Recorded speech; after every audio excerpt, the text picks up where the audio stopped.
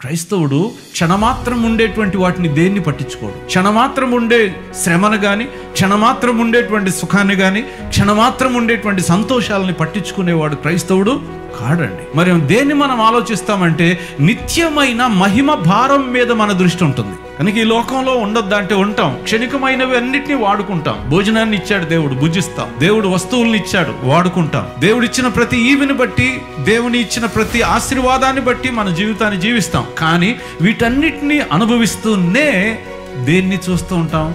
నిత్యమైన దాన్ని చూస్తూ ఉంటాం. విశ్వాసం అనే కళ్ళజోడు పెట్టుకుంటే భూమి మీద ఉన్నవే కాకుండా పరలోకమందు ఉన్నవి కూడా మీకు కనబడతాయి.